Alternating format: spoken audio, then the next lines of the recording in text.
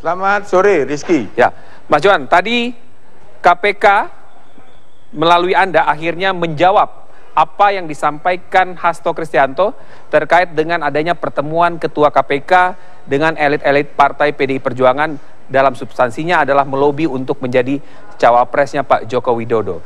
Sesungguhnya apakah benar pertemuan-pertemuan itu terjadi antara Pak Abraham Samad yang sebanyak 6 kali disampaikan dengan elit Partai PDI Perjuangan membahas soal cawapres?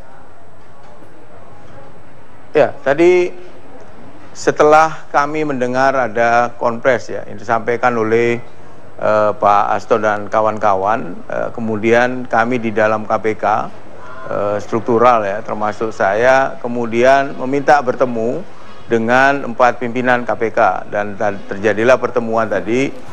Salah satu yang kami sampaikan tadi kepada pimpinan adalah apakah benar yang dituduhkan ya oleh Hasto dan kawan-kawan dalam kaitan dengan adanya pertemuan ya beberapa kali yang dilakukan oleh Pak Abraham Samad dengan elit PDIP berkaitan dengan pencalonan sebagai wapres. Nah, ada beberapa hal tadi yang disampaikan oleh Pak Ketua ya. Yang pertama adalah bahwa tuduhan itu tidak benar, itu fitnah ya. Yang kedua, soal pertemuan dengan elit politik parpol tentu pernah dilakukan ya.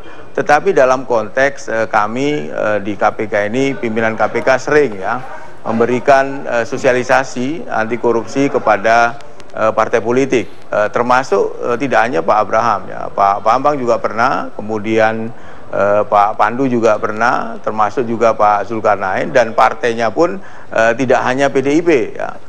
Hampir semua partai saya kira pernah mengundang kami pimpinan KPK untuk memberi sosialisasi. Nah, ketika dalam proses sosialisasi itu tentu bisa saja ketika sebelum masuk di dalam acara ya ada pertemuan untuk menunggu dimulainya acara, bertemu dengan elit parpol ya, dan itu tadi yang dijelaskan bahwa pertemuan itu kemudian membahas soal pencalonan wapres Pak Abraham Samad, itu dibantah dengan keras oleh Pak Abraham Samad. Oke.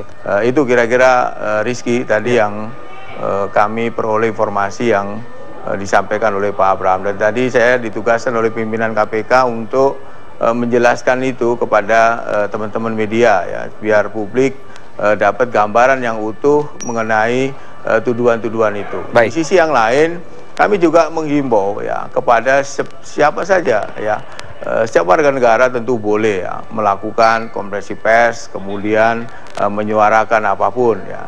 Tetapi menjadi persoalan nantinya apabila siaran pers, konferensi pers itu ditujukan untuk melakukan tuduhan-tuduhan ya. Apalagi tuduhan-tuduhan ini diarahkan, dialamatkan kepada ketua KPK ya, sebuah lembaga yang tentu bisa bersikap juga. Oke, Mas Johan, terhadap itu. Pertanyaannya adalah, ketika tadi Anda dikatakan ditugaskan untuk menjawab ini semua, pertanyaannya adalah apakah pimpinan KPK khususnya Pak Abraham Samad mendengar secara detail keterangan pers yang disampaikan Pak Hasto? Sudah mendengarkan? Tadi kami mau monitor juga ya berita mengenai konferensi pers yang disampaikan oleh Pak Hasto dan kawan-kawan tadi, kan itu sudah tersebar. Oke, artinya mendengar ya Mas Hasto. Ya, sehingga kalau mendengar memang artinya tidak mengikuti secara langsung. Ya.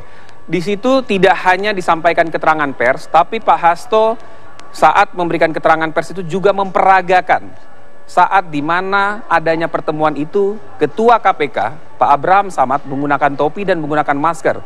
Jadi seolah-olah untuk menghindari atau menutup wajahnya supaya tidak diketahui khalayak. Apakah hal tersebut juga merupakan proses dari pimpinan KPK kalau hendak bertemu dengan elit parpol? Harus menutup mukanya? Ya, tadi saya sampaikan bahwa pertemuan dengan elit parpol itu dalam konteks tadi ya, misalnya pimpinan KPK diundang untuk melakukan sosialisasi terkait dengan anti korupsi misalnya, itu hampir semua parpol pernah mengundang pimpinan KPK ya. Tentu kalau konteksnya mengundang dalam konteks sosialisasi, tentu tidak perlu pakai topi, tidak perlu pakai masker ya. Jadi tidak pernah pakai masker dan tidak pernah pakai topi. Yang kedua adalah hal yang biasa saja gitu ya. Orang kemudian membuat skenario gitu ya, seolah-olah Ketua KPK memakai masker, memakai topi, bertemu ya. Karena itu kan tadi saya sampaikan bahwa kalau ada buktinya, silakan Pak Hasto dan kawan-kawan menyampaikan itu kepada KPK. Terkait tentu dengan kami akan bersikap. KPK meminta bukti-bukti yang bisa memperkuat tuduhan itu. Pertanyaannya, bukti-bukti itu ada, dikatakan oleh Pak Hasto, namun hendak diserahkan ke komite etik. Apakah ini akan ditanggapi, akan dibentuknya komite etik?